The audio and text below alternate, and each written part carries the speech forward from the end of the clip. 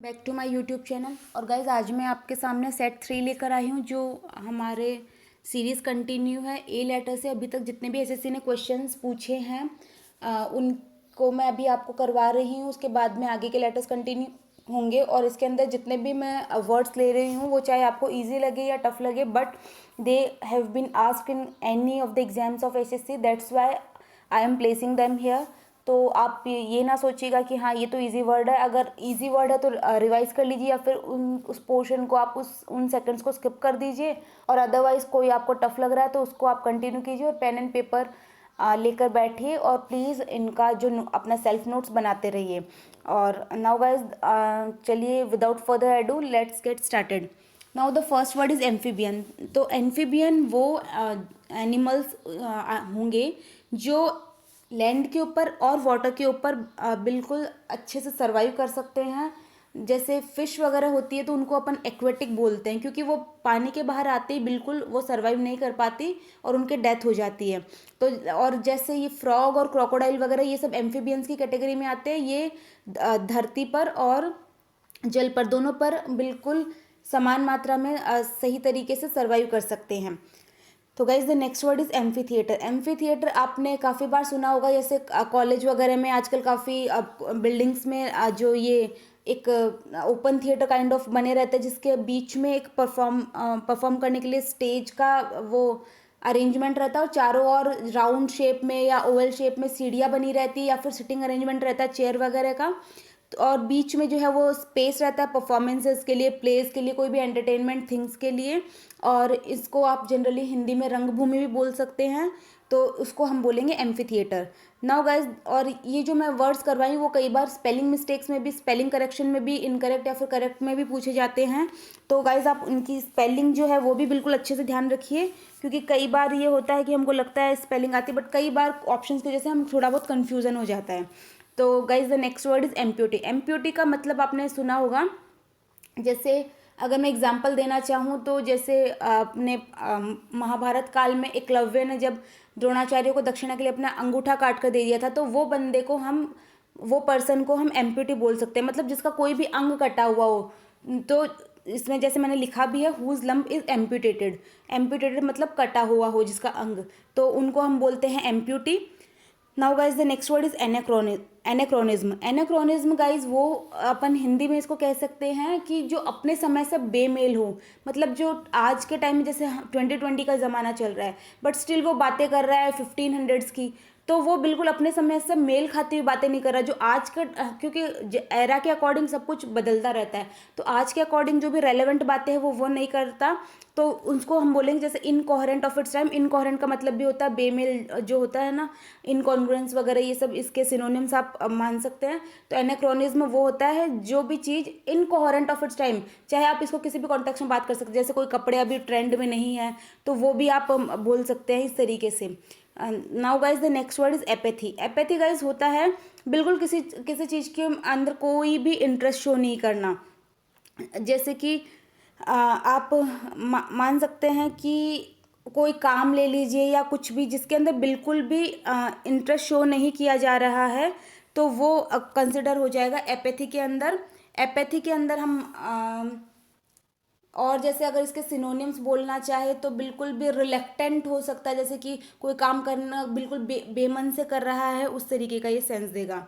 Now guys the next word is analgesia. Analgesia तो आप लोगों ने काफ़ी बार सुना होगा। ये एक ड्रग है जो कि यूज़ में लिया जाता है जब भी कोई डॉक्टर को छोटा मोटा कट की सर्जरी करनी हो या फिर कोई भी मतलब सर्जरी वगैरह परफॉर्म करनी हो, ताकि जो मतलब जो पेशेंट है वो बिल्कुल उस पेन को फील नहीं कर पाए और डॉक्टर उसको आसानी से ऑपरेट कर पाए, तो एनाल्जेशिया उसको हम कहते हैं। Now guys the next word is anarchist. Anarchist उसको हम बोल सकते हैं जो अराजकता में, अराजकता जैसे आप सब लोग को पता होगा कि जो किसी राजा को या शासन को ना माने, तो जो भी अराजकता में बिलीव करेगा उसको हम कह सकते हैं अनार्किस्ट। तो जैसे मैंने लिखा भी है, one who rejects the system of government and wants to subvert it. Subvert का मतलब होता है जो उसको हटा देना चाहता है या मिटा देना चाहता है। तो गाइज ये भी आप अलग से नोट करते रहिए।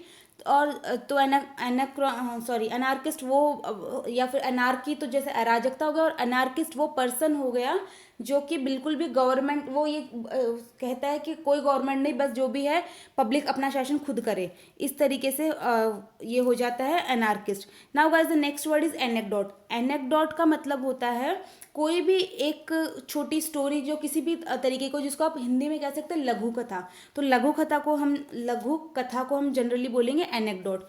Now guys the next word is animate. Animate guys हम उन चीज़ों के लिए जैसे आप इसका अगर हिंदी मीनिंग जानना चाहें तो वो होगा सजीव।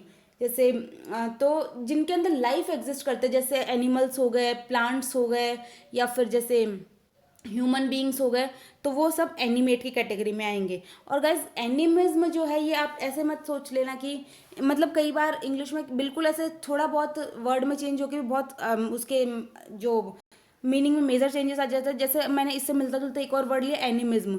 तो गाइज एनिमिज्म का मतलब होता है believe that everything is God and God is everything. जैसे कई लोगों में धारणा रहती है कि भगवान ही सब कुछ और सब कुछ भगवान है, जैसे कहते हैं ना कण कण में भगवान है। तो वो टाइप की जो थ्योरी, धारणा या फिर बिलीफ होता है, सिद्धांत होता है, उसको हम काउंट करेंगे एनिमिज्म में।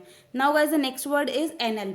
एनल गाइज हम बोलेंगे जैसे कोई भी साल के जितने भी इवेंट्स हुए उनका किसी भी फॉर्म में रिकॉर्ड हो, तो वो जो भी एक सालाना रिकॉर्ड किसी भी चीज़ के हो सकते हैं, उनको हम बोलेंगे एनल, अ ईयर्स रिकॉर्ड एक तरीके से हो गया ये। Now guys the next word is annihilate. Annihilate का मतलब होता है संपूर्ण नाश कर देना या विनाश कर देना, विध्वंस कर देना। तो जब भी हम किसी चीज़ का पूर्णतया नाश कर देते हैं कि अब वो उसका कुछ अस्तित्व ही नहीं रहा है, तो उसको हम एनिहिलेट की कैटेगरी में डालेंगे। And guys the next word is anonymous. तो एनोनिमस तो आप लोगों ने काफ़ी सुना ही होगा।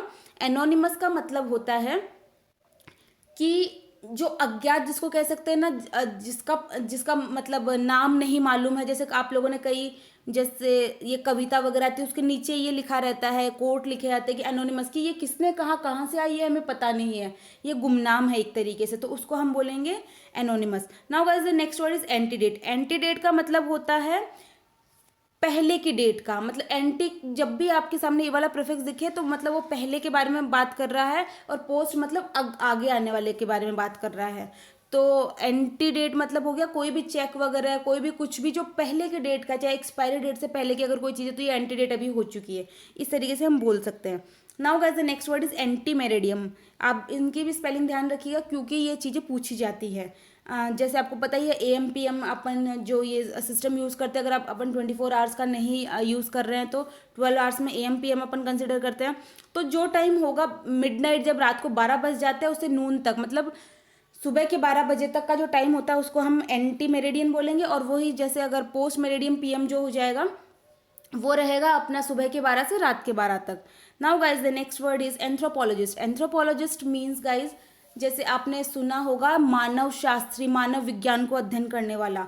तो वन हु स्टडीज मैनकाइंड, जो मैनकाइंड के बारे में जब स्टडी करता है, जब ये सब उनके बारे में पढ़ता है या बताता है, उनको अपन बोलेंगे एंथ्रोपोलॉजिस्ट।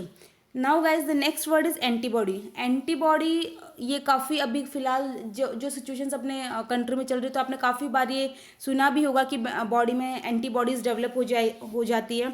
तो गाइज इसका सिंपल मीनिंग में मैं आपको एक मतलब बताती हूँ कि जैसे ये एक तरीके से जैसे किसी भी बाहर के कोई भी टॉक्सिक सब्सटेंसेस है जो बॉडी में एंटर कर गए, जो कि अपने बॉडी के लिए एक तरीके से हार्मफुल है, अपनी बॉडी नहीं चाहती कि वो एंटर करे, because they are destroying our body sales.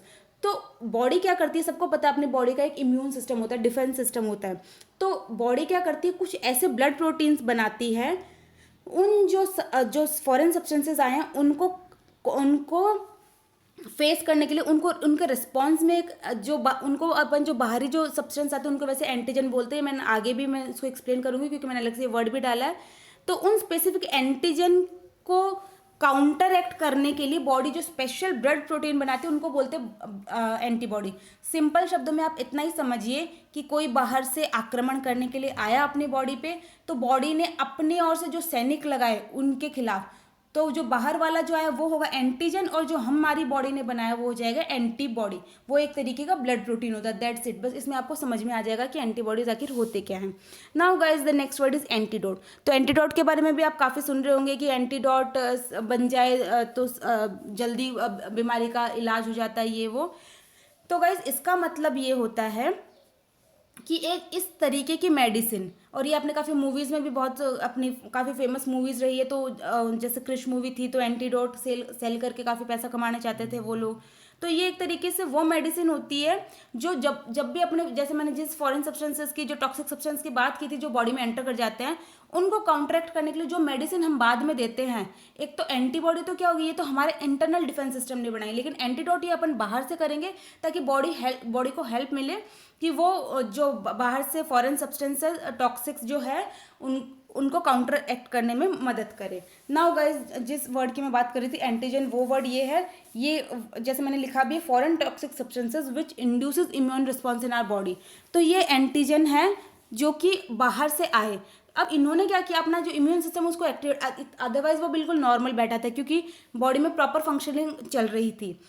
लेकिन जैसे ही वो फॉरेन सब्सटेंस एंटर हुआ तो इसने क्या किया, अपने जो इम्यून सिस्टम था उसको एक्टिव कर दिया, इंड्यूस कर दिया, मतलब उसको प्रेरित कर दिया कि हाँ अब तुमको काम करना, तुम्हारा अब काम आ चुका है। तो इस तरीके के फॉरेन टॉक्सिक सब्सटेंसेस को अपन बोलेंगे एंटीजन।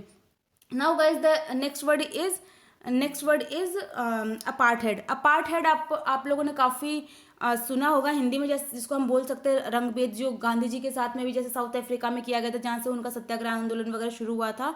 आप रिलेट करके याद कर सकते हैं, तो आप इसको इस तरीके से भी याद कर सकते हैं, अपार्ट और अपार्ट हेड को तोड़िए, अपार्ट और हेड। तो इस जैसे आपको इंसिडेंस याद होगा कि गांधी जी को वो बस से फेंक दिया था, तो अपार्ट मतलब होता दूर कर देना, और हेड को आप HEAD हेड वाले से याद रखिए कि उनके सिर को, उनकी बॉडी को बाहर फेंक दिया गया था। तो अपार्ट हेड मतलब वो वाली जो चीज़ें होती हैं जिसके अंदर रंग भेद किया जाता है, उन चीज़ों को आप ऐसे मतलब एक पिक्चर से आप मेमोराइज कर सकते हैं। अपार्ट हेड का मैं जैसे आपको एक पिक्चर से मेमोराइज करवाना चाह रही हूँ, बाकी इसके मीनिंग पे चलते हैं। अपार्थाइड का मतलब होता है a policy of discrimination on grounds of race. इसमें ज़रूरी नहीं रेस में, कलर किसी भी बेसिस पे हो सकता है, जनरली यहाँ पर रेस भी होती है। तो रेस जैसे कि कास्ट वगैरह होगा, किसी भी बेसिस पे अगर किसी भी टाइप का डिस्क्रिमिनेशन किया जा रहा है तो उसको हम बोलेंगे अपार्थाइड। ओके, नाउ गाइज, अगर आप लोगों को मेरा चैनल का कंटेंट पसंद आ रहा है और आप लोग SSC के जो सीरियस एस्पिरेंट्स और आप चाहते हैं कि मेंस में अच्छा स्कोर करें, क्योंकि फ़िलहाल जो भी मेन एग्ज़ाम है या तो CHSL प्री जैसे होने वाला है, और ये CPO के में भी काफ़ी काम आती है इंग्लिश, और CGL में भी काफ़ी काम आती है। तो अगर आप चाहते हैं कि आपकी इंग्लिश इंप्रूव हो तो आपको वोकैब एनी हाउ इम्प्रूव करनी ही पड़ेगी, चाहे आप पेपर्स दे के देख लीजिए। तो अगर आपको कंटेंट पसंद आ रहा है तो प्लीज़ लाइक कीजिए, शेयर कीजिए जो भी अपने फील्ड के लोग हैं उनके साथ में, और सब्सक्राइब कर लीजिए चैनल को ताकि आपको नोटिफिकेशन भी मिलता रहे। बेल आइकन को भी प्रेस कर दीजिए। और उसके अलावा अगर आपके कोई भी सजेशंस, आपको किसी और फॉर्म में किसी और तरीके से वीडियोस चाहिए तो please let me know guys. Thank you so much, have a nice day.